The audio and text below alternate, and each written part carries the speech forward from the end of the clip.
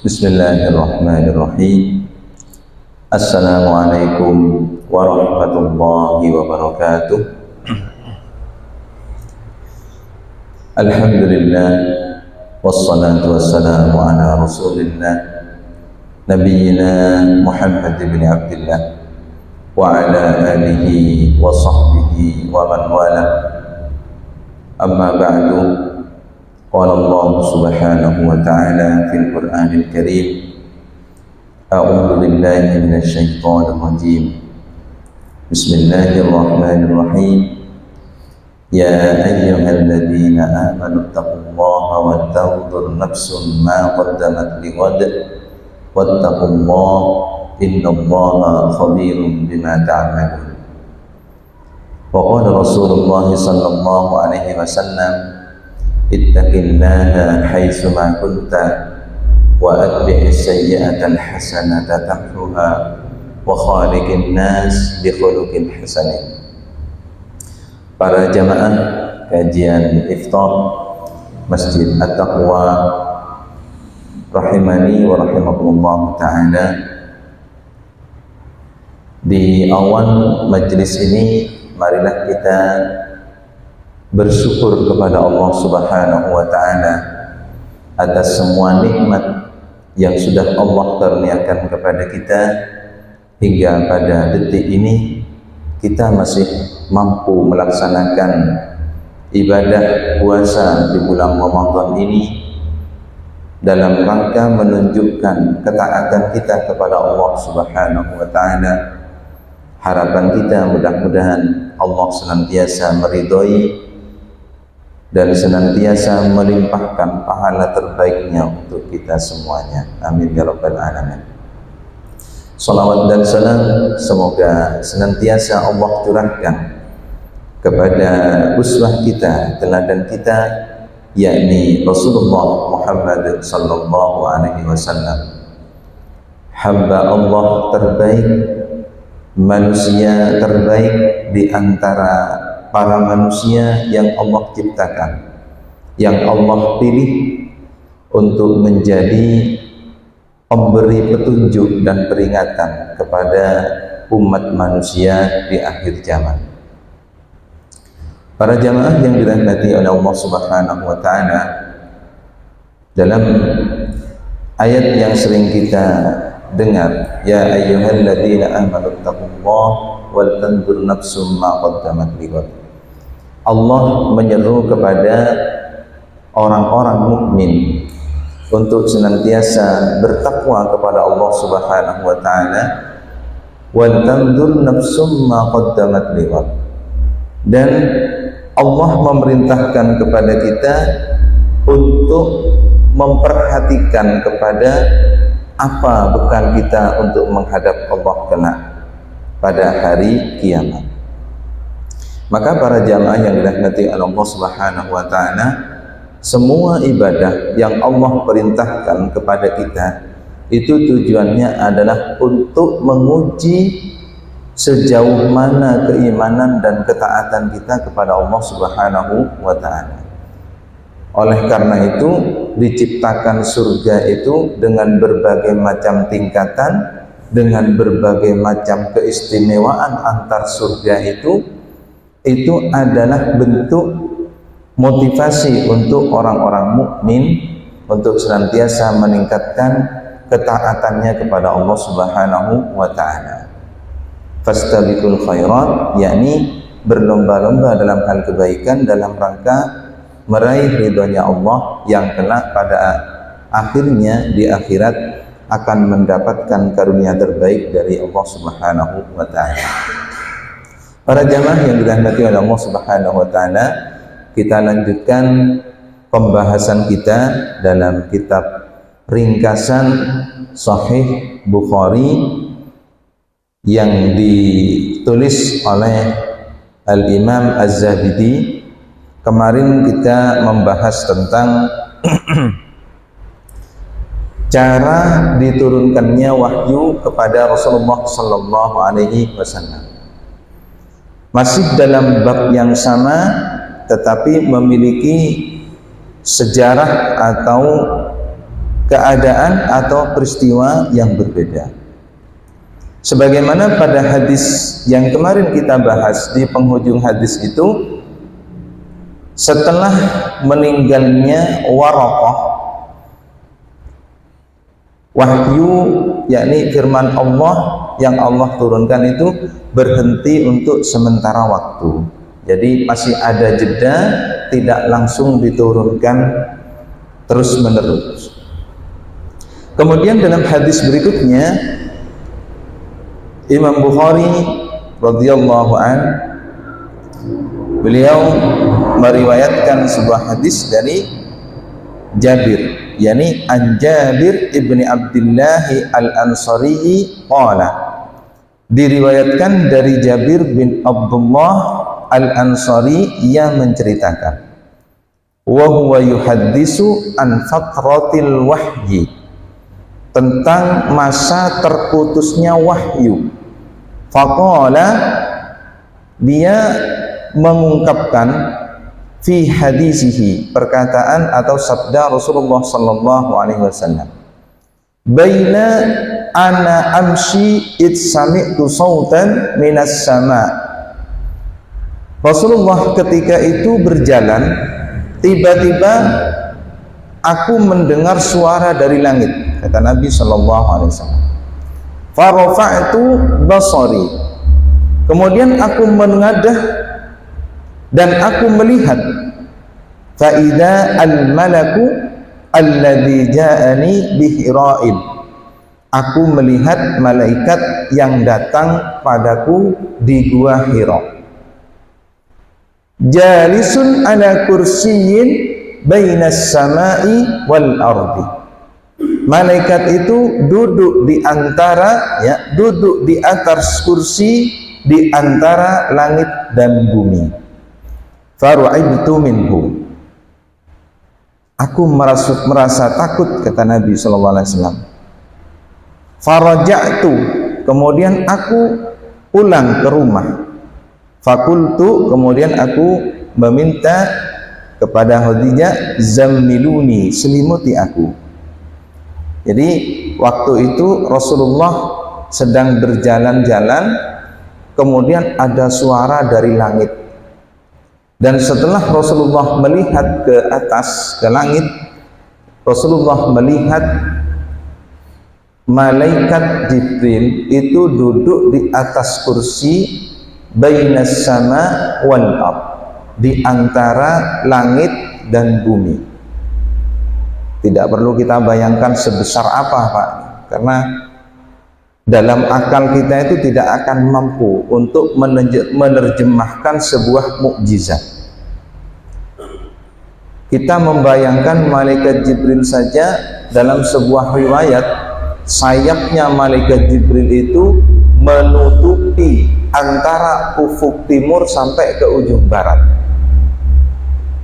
Itu malaikat Jibril besarnya seperti itu.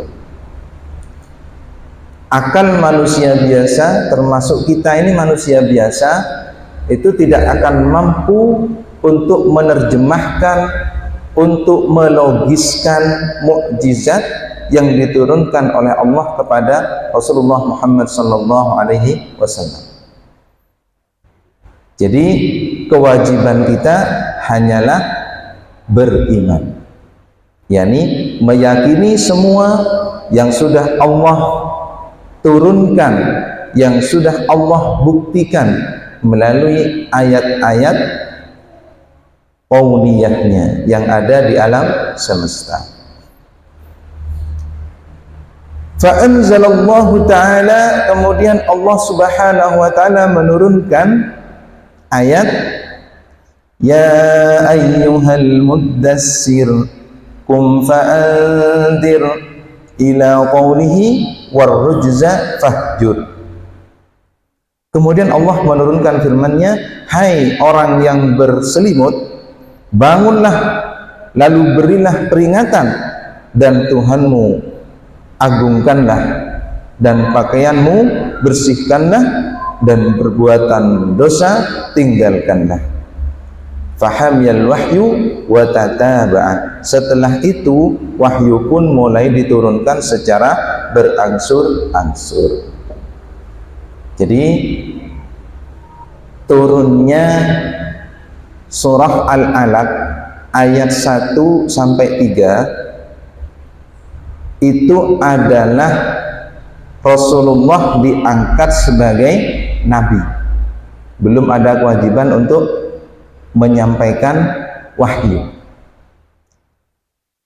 Dengan turunnya surah Al-Muddatsir ayat 1 sampai 5, maka di sini Allah sudah diangkat Rasulullah Muhammad SAW sudah diangkat oleh Allah menjadi Rasul dengan turunnya surah Al-Muddatsir. Hai orang yang berselimut, bangunlah lalu berilah peringatan. Ini adalah perintah Allah yang pertama. Rasulullah diminta untuk memberi peringatan. Kemudian setelah turunnya surah Al-Muddatsir ayat 1 sampai 5 ini, barulah wahyu itu turun berangsur-angsur sesuai dengan keadaan yang dihadapi oleh Rasulullah Muhammad sallallahu alaihi wasallam. Para jamaah yang dirahmati oleh Allah Subhanahu wa taala, untuk terkait dengan turunnya wahyu, ada yang meriwayatkan bahwasanya Al-Quran itu sudah diturunkan sekaligus ke dunia, tetapi kepada Rasulullah itu secara berangsur-angsur. Secara rincinya ada dalam bab bahasan yang lain, ya, supaya kita ini tetap fokus di hadis-hadis sahih Bukhari, maka tidak perlu kita penjabarannya terlalu panjang, supaya tetap fokus di bagaimana caranya wahyu itu turun kepada Rasulullah Shallallahu Alaihi Wasallam. Kemudian hadis berikutnya, an Ibni Abbasin, ya, diriwayatkan dari Ibnu Abbas fi qaulihi ta'ala, tentang firman Allah, la tuharrik bihi lisanaka lita'jala bih, janganlah kamu gerakkan lidahmu untuk membaca Al-Quran karena hendak cepat-cepat menguasainya. Al-Quran surah Al-Qiyamah ayat 16. Qala kana Rasulullah sallallahu alaihi wasallam, Ibnu Abbas berkata, Rasulullah sallallahu alaihi wasallam yu'aliju minat tanzili syiddatan. Ketika Rasulullah menerima wahyu, ya, dengan sangat tertekan, wa kana mimma yuharriku syafataihi, sehingga beliau menggerakkan bibirnya secara cepat untuk mengikuti wahyu yang diterimanya. Faqala Ibnu Abbas, kemudian Ibnu Abbas juga mengatakan, fa ana uharrikuhuma lakum kama kana Rasulullah sallallahu alaihi wasallam yuharrikuhuma. Ibnu Abbas mengatakan, aku juga menggerakkan kedua bibir sebagaimana beliau menggerakkannya. Jadi Rasulullah ketika menerima wahyu khawatir, ya, namanya manusia biasa, Pak. Artinya Rasulullah itu memang manusia yang sangat dimuliakan oleh Allah dan sudah disiapkan untuk menerima wahyu dari Allah Subhanahu wa ta'ala. Tetapi pemikiran Rasulullah sebagai manusia, beliau juga ada kekhawatiran, khawatir ayat itu sudah lewat dan beliau belum mampu untuk menguasainya. Maka oleh Allah dinyatakan la tuharrik, ya, jangan kamu cepat-cepat bihi lisanaka lita'jala bi, untuk cepat-cepat menguasainya, ya, untuk membacanya. Kemudian fa anzalallahu ta'ala la tuharrik bihi lisanaka lita'jala bi. Kemudian Allah Subhanahu wa ta'ala menurunkan firman-Nya, la tuharrik bihi lisanaka lita'jala bi. Sesungguhnya atas tanggungan kamilah, ya, kata Allah Subhanahu wa ta'ala, inna alaina jam'ahu wa qur'ana.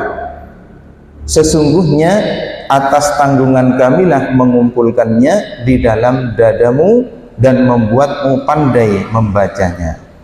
16-17 surah Al-Qiyamah. Jadi Allah memberikan penjelasan selanjutnya kepada Rasulullah SAW, jangan cepat-cepat untuk bisa menguasai. Istilahnya diminta untuk bersabar. Kemudian Allah menegaskan sesungguhnya yang akan menguatkan dan akan memberikan kemampuan mengumpulkan Al-Quran itu di dalam dadamu, kata Allah kepada Rasulullah, itu adalah tanggungan Allah Subhanahu wa ta'ala. Maka para jamaah yang dirahmati oleh Allah Subhanahu wa ta'ala, ketika kita belajar membaca Al-Quran, ketika kita mencoba untuk menghafalkan ayat-ayat Al-Quran, di sini yang dapat kita ambil hikmahnya apa? Kita harus bersabar. Jangan sampai kita terlalu terburu-buru untuk menguasainya. Harus bertahap. Makanya dalam belajar Al-Quran itu ada kelas-kelasnya.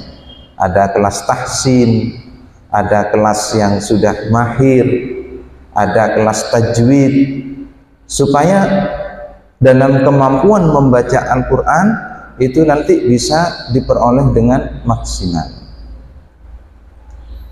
Kemudian selanjutnya,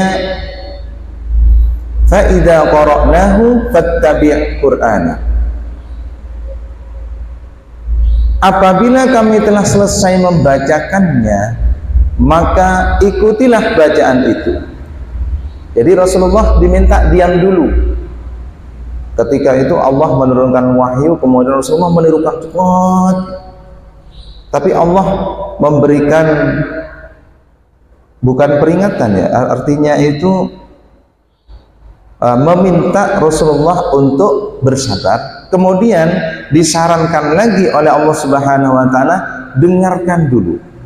Baru nanti setelah selesai tentang ayat ini, baru nanti di fattabi' Qur'ana, mengikuti bacaannya.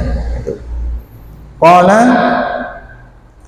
yakni fastami' lahu wa ansit, dengarkan dan diamlah. Nah ini para jamaah yang dirahmati oleh Allah Subhanahu wa ta'ala, kalau kita ada orang yang membaca Al-Quran, kemudian kita diminta untuk fastami'u lahu, untuk mendengarkan, wa ansitu, dan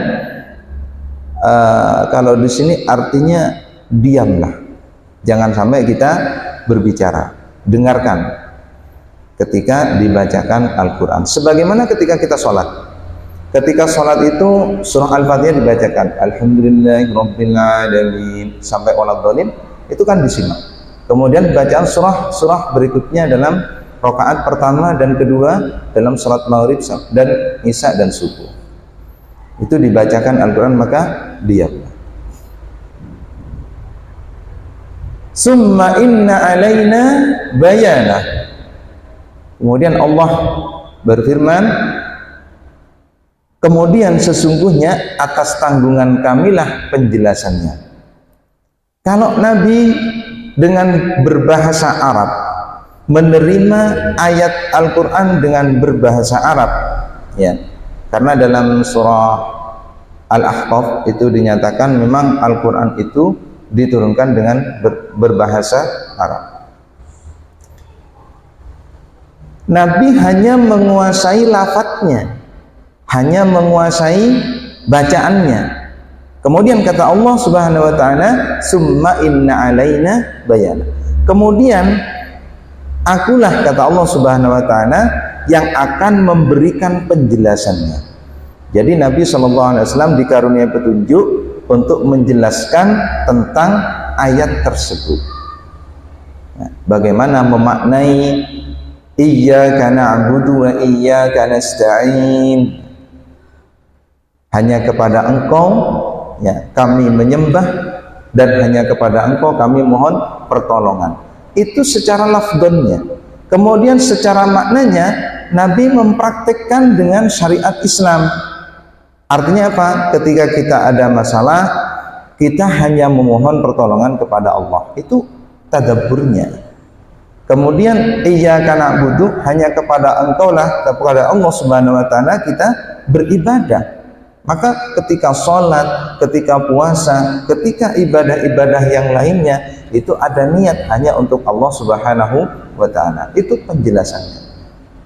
Artinya Allah menurunkan ayatnya, pedomannya, kemudian Allah juga memberikan petunjuk kepada Rasulullah untuk menjelaskan tentang ayat itu dalam kehidupan sehari-hari sehingga bisa dipahami oleh para sahabat dan dipraktikkan. Seperti itu yang dimaksud dengan tadabbur ayat. Summa inna alaina an taqra'ahu, fakana Rasulullah sallallahu alaihi wasallam ba'da dzalik. Yakni bahwa Allah yang akan menjadikan engkau dapat membacakannya setelah itu. Idza atahu Jibril, kemudian apabila Jibril datang kepada Rasulullah sallallahu alaihi wasallam, istama'a, Rasulullah mendengarkan dengan seksama. Jadi tidak langsung mengikuti, jadi per ayat itu didengarkan. Fa idza intalaqa Jibril, kemudian setelah Jibril itu pergi, qara'ahu Nabi sallallahu alaihi wasallam kama qara'ahu. Jadi Rasulullah membacakannya sebagaimana yang dibacakan oleh Jibril alaihi salam. Nah, ini dipraktekkan ketika dalam mengajarkan Al-Qur'an. Anak-anak diajarin, ini bacanya seperti ini, dibaca, dengarkan, anak-anak itu mendengarkan, kemudian setelah itu menirukan. Itu sesuai dengan praktek turunnya wahyu kepada Rasulullah Muhammad sallallahu alaihi wasallam. Jadi kalau belajar membaca Al-Qur'an, kuncinya harus sabar. Jangan buru-buru untuk menguasai bacaannya. Kemudian banyak berdoa, karena yang mengumpulkan Al-Qur'an itu dalam dada Rasulullah, yakni dalam kepada semua manusia, itu adalah Allah Subhanahu wa ta'ala. Jadi minta kepada Allah Subhanahu wa ta'ala yang punya cita-cita untuk menghafal Al-Qur'an terutama. Dan dalam satu hadis dalam kitab At-Tibyan, ya, di dalam kitab At-Tibyan fi adabi hamalatil Qur'an, itu hadis-hadisnya yang dikumpulkan itu memang terkait dengan Al-Qur'an semua. Bahkan daurah terakhir kemarin yang saya ikuti dengan salah seorang syekh dari Mekah, beliau membawakan kitab At-Tibyan yang kemarin saya sampaikan tentang fa innahu ya'ti yaumal qiyamah syafi'an yasabi, tentang Al-Qur'an itu. Syafaat Al-Qur'an akan diberikan kepada para sahib Al-Qur'an. Sampai saya ikuti sampai selesai, itu yang dibahas itu hadis-hadis yang ada dalam kitab At-Tibyan karangan Imam Nawawi.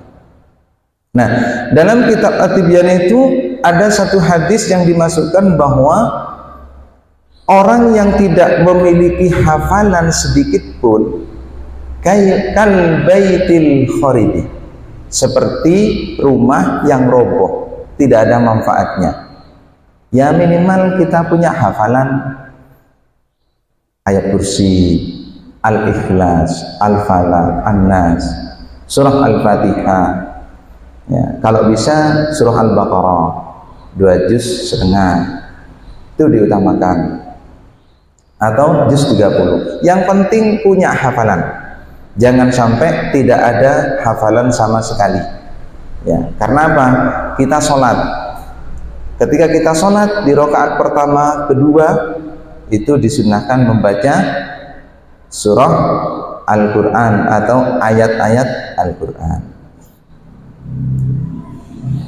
Kemudian hadis berikutnya, insyaallah 5 menit lagi.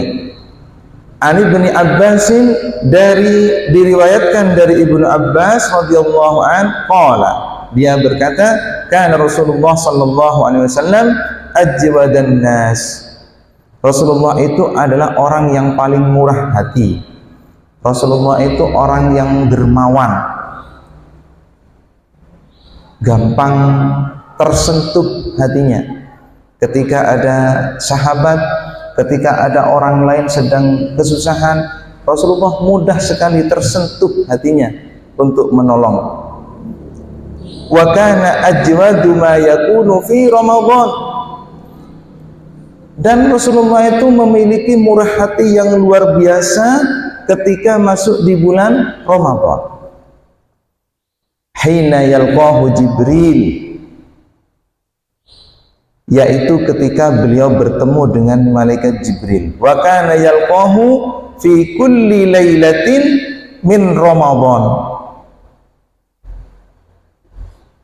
Malaikat Jibril menemui beliau setiap malam pada bulan Ramadan.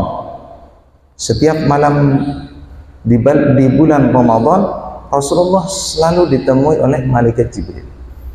Ya, ketika proses turunnya wahyu. Tetapi setelah turunnya wahyu terakhir yang terkait dengan kesempurnaan Islam dalam surah Al-Maidah itu, malaikat Jibril sudah tidak lagi mendatangi Rasulullah untuk menurunkan wahyu.